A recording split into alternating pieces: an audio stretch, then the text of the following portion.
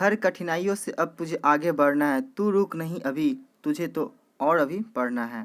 Hello friends, मैं पुरुषोत्तम प्रियदर्शी आज आप लोगों के लिए बायोलॉजी का थर्ड पार्ट लेकर आया हूँ। इससे पहले हमने बायोलॉजी का पार्ट 1 और पार्ट 2 को करा दिया है काफ़ी डिटेल से। जिन्होंने भी अभी तक बायोलॉजी का रिलेटेड मेरे मेरे चैनल पे आपने पार्ट 1 और पार्ट 2 नहीं देखा है, पार्ट 1 और पार्ट 2 को ज़रूर देखें। चलिए आज स्टार्ट करते हैं। बायोलॉजी का यह पार्ट थर्ड है, तो इसमें वन लाइनर के माध्यम से भी देखेंगे और डिटेल्स में भी करते चलेंगे। पहला क्वेश्चन है, रक्तचाप मापने वाला यंत्र है स्फिगोमैनोमीटर। स्फिगोमोमैनोमीटर जो है रक्तचाप को मापता है। रक्तचाप यानी कि ब्लड प्रेशर।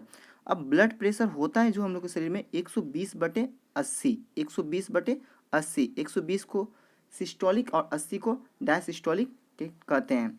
अब ब्लड बैंक जो होता है एक तरह से ब्लड बैंक के बारे में कुछ जान लेते हैं। तो ब्लड बैंक में जो रक्त को 40 डिग्री फ़ारेनहाइट पे रखा जाता है। जो ब्लड बैंक को जो हम लोग रखते हैं, ब्लड बैंक में रक्त को, उसको 40 डिग्री फ़ारेनहाइट पे हम लोग रखते हैं। ब्लड ग्रुप कितना होता है वो ग्रुप के बारे में भी बता चुके थे। A group, B group, A B O, कौन सा सर्वदाता और सर्वग्राही, इनसे संबंधित हमने पिछले वाले वीडियो में सारा क्वेश्चन करा दिया था। तो अभी नेक्स्ट क्वेश्चन देखते हैं। मनुष्य एक दिन में श्वसन करता है, तो श्वसन जो करता है 2200 बार यानी 1600 केजी वायु को वह क्या करता है, श्वसन करता है। नेक्स्ट है, स्वस्थ मनुष्य की श्वसन दर होती है 16 से 18 बार प्रति मिनट, यानी प्रति मिनट में वह 16 से 18 बार क्या करता है, श्वसन करता है। मनुष्य के हृदय का सामान्य स्पंदन धड़कन जो होता है वो 72 बार प्रति मिनट होता है, जबकि शिशु लोग जो होता है, नवजात शिशु, उनका स्पंदन धड़कन वो ज़्यादा होता है। नेक्स्ट है, रक्त परिसंचरण तंत्र की खोज किसने किया था? तो रक्त परिसंचरण की तंत्र का जो खोज किया था वो किसने किया था? आपका विलियम हार्वे ने। रक्त परिसंचरण तंत्र का जो खोज किया था वो विलियम हार्वे ने किया था। जबकि यही पूछ देता RH फैक्टर, RH फैक्टर इसी से संबंधित है। तो RH फैक्टर का खोज जो किया था वो आपका 1940 में लैंड स्टीनर तथा वीनर ने किया था। यह जो RH फैक्टर यह एक प्रकार का विशेष एंटीजन होता है जो पहले जो था रिसस नामक बंदर पे यह देखा गया था, अतः इसे RH फैक्टर यानी कि RH कहते हैं।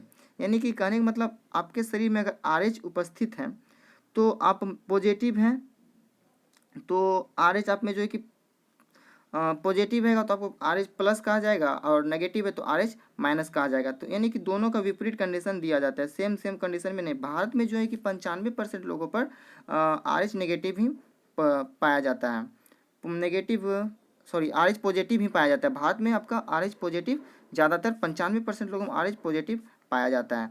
चलिए देखते हैं, इनसे इतना डिटेल्स पूछता तो नहीं है जनरल कंपटीशन में, फिर भी इसके बारे में थोड़ा जानकारी रखना चाहिए। चलिए नेक्स्ट देखते हैं क्वेश्चन। RBC के निर्माण में सहायक तथा कोबाल्ट पाया जाता है vitamin B12। Vitamin B complex में जो होता है विटामिन B12 वो साइनोकोबालामिन जो है विटामिन B12 में पाया जाता है। नेक्स्ट है, एक स्वस्थ व्यक्ति में रक्त की मात्रा होती है 5 से 6 लीटर। स्वस्थ व्यक्ति में जो रक्त का मात्रा होता है वो 5 से 6 लीटर होता है। नेक्स्ट है, विटामिन C की कमी से होने वाला रोग, स्कर्वी रोग। स्कर्वी जो रोग होता है कल हमने बताया भी था, इसकी जो बीमारी होता है वो स्कर्वी रोग मसूड़ों में होता है, जो एस्कर्बिक अम्ल के कारण से। विटामिन C में इसका नाम है एस्कर्बिक तो इसकी कमी से स्कर्वी होता है, वो मसूड़ों में होता है। इसका स्रोत क्या है? मुख्य स्रोत विटामिन C का आंवला, नींबू, खट्टे फल जो होते हैं, खट्टे पदार्थ, वो सब में विटामिन C पाया जाता है। नेक्स्ट है, चेचक का टीका की खोज एडवर्ड जेनर ने किया था। चेचक का जो टीका का खोज किया था वो किसने किया था? Edward Jenner. तो चेचक होता किससे है? तो चेचक जो होता है आपका हो जाएगा वायरस है, एक तरह का ये स्किन डिजीज है, ये वायरस है। जो इसकी खोज किया था एडवर्ड जेनर ने किया था। आइए नेक्स्ट देखते हैं, बैक्टीरिया की खोज जो किया था ल्यूवेन हॉक ने किया था, और पेनिसिलिन की खोज जो किया था वो अलेक्जेंडर फ्लेमिंग ने पेनिसिलिन की खोज किया था। पेनिसिलिन भी एक तरह का आपका क्या है? तो वो कवक है, इसकी खोज जो किया था अलेक्जेंडर फ्लेमिंग ने किया था। गाय तथा भैंस का जो गर्भकाल होता है वो कितना दिन होता है? तो गाय का गर्भकाल 280 दिन और भैंस का गर्भकाल 308 दिन होता है। फलों का अध्ययन क्या कहलाता है? तो फलों का अध्ययन पोमोलॉजी कहलाता है, और फूलों का अध्ययन एंथोलॉजी कहलाता है। इनके बारे में एक दिन हम वीडियो लेके आएंगे सारे अध्ययन के बारे में, तो किनका अध्ययन क्या कहलाता है नहीं कहलाता है उनके बारे में देखेंगे।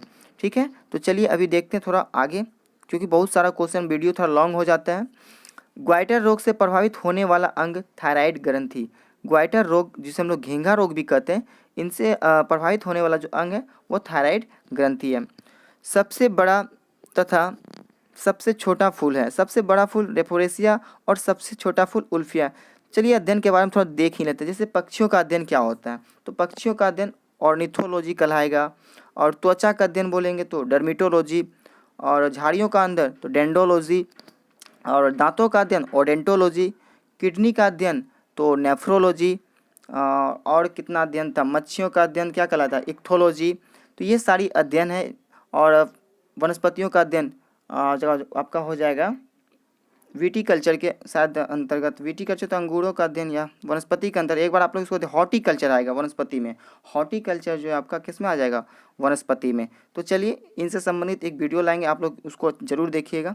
अभी नेक्स्ट क्वेश्चन है, ब्रोंकाइटिस और कुकुर खांसी तथा दम्मा के चलते शरीर का प्रभावित होने वाला अंग, ये जो होता है आपको फेफड़ा को प्रभावित करता है। ब्रोंकाइटिस, कुकुर खांसी, कोरोना भी तो फेफड़ा को ही प्रभावित करता था। तो ये सभी जो किसको प्रभावित करता है, फेफड़ा को। तंत्रिका तंत्र की इकाई को कहते हैं न्यूरॉन। तंत्रिका तंत्र की इकाई, तो ये आपका जो तंत्रिका तंत्र जो ब्रेन जो बना वो न्यूरॉन से बना हुआ है। अब वही पूछता है किडनी का, वृक्क का अध्ययन क्या है, वृक्क का इकाई तो नेफ्रॉन। वृक्क जो नेफ्रॉन से बना है, और ब्रेन जो आपका तंत्रिका तंत्र वो न्यूरॉन से। कीट पतंग तथा पक्षियों की अध्ययन क्या कहलाता है, तो कीट पतंगों का अध्ययन एंटोमोलॉजी, और अभी हमने जस्ट बताया पक्षियों का अध्ययन ऑर्नियोथोलॉजी, ऑर्नियोलॉजी दिया, ऑर्निथो या ऑर्नियोलॉजी होता है। नेक्स्ट है होम्योपैथी का आविष्कार हैनीमैन। होम्योपैथी का आविष्कार जो किया था वो किसने किया था, हनीमैन ने किया था। सबसे बड़ा बीज सबसे छोटा बीज कौन सा होगा, सबसे बड़ा बीज आपका लोडोसिया, और सबसे छोटा बीज होता है वो आर्किड का होता है। सेब तथा नाशपाती का खाने योग्य भाग है, तो सेब और नाशपाती का हम लोग जो है मांसल पुष्पासन खाते हैं। आम का पूछेगा तो मध्य फल वित्ती खाते हैं, पपीता का मध्य फल वित्ती खाते हैं, और नारियल का पूछेगा तो भ्रूण खाते हैं, और लीची का पूछेगा तो एरिल खाते हैं। ये सभी चीज़ हम लोग का इसका फल का जो कौन कौन सा भाग खाते हैं उनके बारे में था। नेक्स्ट है आपका शुद्ध जल, समुद्र का जल तथा का पीएच मान कितना होता है। शुद्ध जल का पीएच मान से संबंधित हमने पार्ट 2 में पूरा डिटेल से बताया है कि किसका पीएच मान कितना होता है। अगर आपने अभी तक नहीं देखा तो पार्ट 2 को जाके आप लोग जरूर से जरूर देखिएगा। आप लोगों का काफ़ी ज़्यादा से ज़्यादा क्वेश्चन क्या होगा तो कवर होगा। ये सब सारी क्वेश्चन बेसिक क्वेश्चन है, आप लोग को याद रहना चाहिए। शुद्ध जल का पीएच मान 7, समुद्र जल का पीएच मान 8.4 से लेके 8.4 होता है, और दूध का पीएच मान 6.4 होता है। रक्त का पीएच मान कितना होता है आप लोग कमेंट बॉक्स में ज़रूर बताइएगा।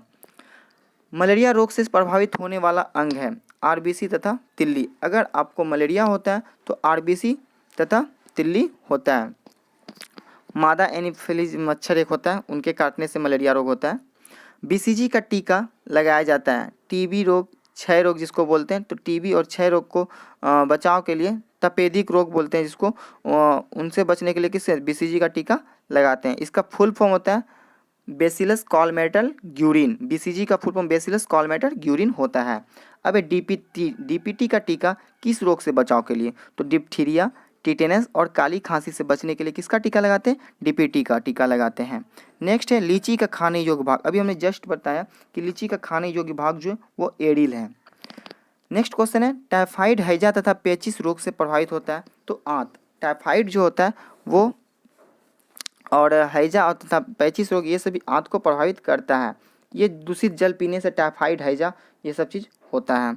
टिटनेस, कोढ़, रेबीज, मिर्गी, पोलियो से प्रभावित कौन सा अंग होता है, तो टिटनेस हो गया, कोढ़ हो गया, रेबीज हो गया, ये आपकी पूरे तंत्रिका तंत्र को ही क्या करता है, प्रभावित कर देता है।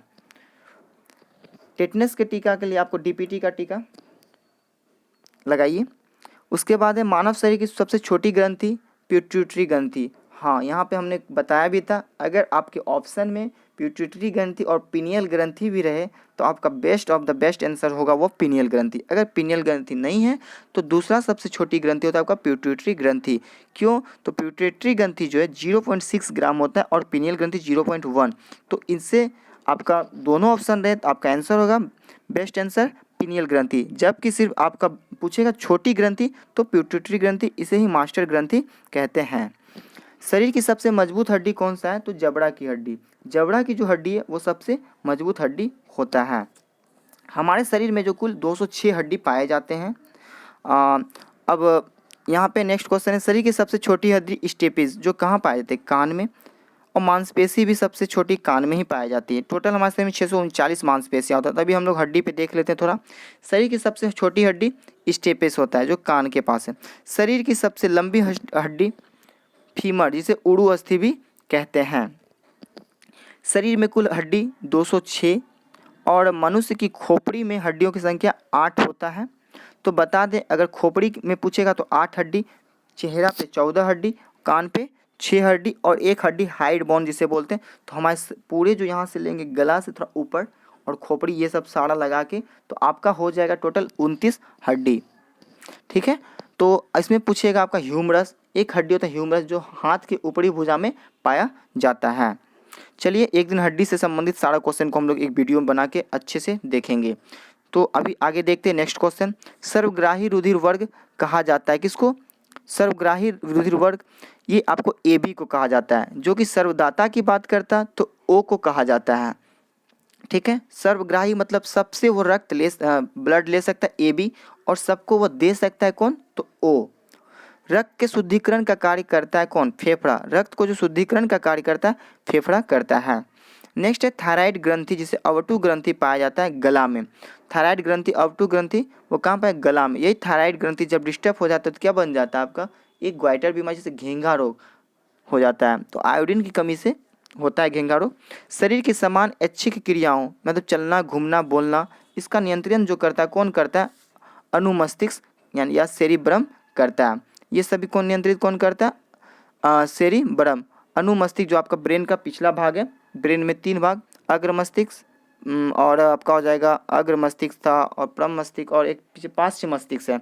तो आपका जो पीछे जो है अनुमस्तिष्क, इसमें जो सेरिब्रम पाया जाता है, सेरिबलम, और सेरिब्रेम होता तो आपका वो अग्र मस्तिष्क में पाया जाता है, जो आपको सोचने का क्षमता, प्यार, मोहब्बत, ये सभी जो होता है, नफरत, स्मरण शक्ति, ये सारी जितने भी चीज़ होता है वो आपके आगे में होता है। और परम मस्तिष्क जो अनुमस्तिष्क जो है आपका वो पीछे होता है, जिसमें सेरिब्रम जिसे बोलते हैं वो आपका चलना, घूमना, बोलना, ये सभी को क्या करता है? नियंत्रित करता है। जैसे आप मान लें अल्कोहल अल्कोहल लेते हैं तो आपका ये सेरिब्रम डिस्टर्ब हो जाता है, जिससे आपको क्या होता है? चलना, घूमने, क्या बोल रहे हैं, कहाँ चल रहे हैं, इनसे कुछ पता ही नहीं चलता है। तो आप इस वीडियो में आप लोग को काफ़ी अच्छा प्रॉफिट आई होप कि मिला होगा। काफ़ी अच्छा क्वेश्चन आप लोग इसमें कवर किए होंगे।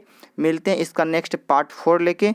अगर अभी तक हमारे पार्ट 1 और पार्ट 2 को नहीं देखा तो इस वीडियो के नीचे में पार्ट 1 और पार्ट 2 का लिंक हम डाल दिए, आप ज़रूर जाके एक बार देख लीजिए। मिलते हैं नेक्स्ट वीडियो में, तब तक के लिए जय हिंद।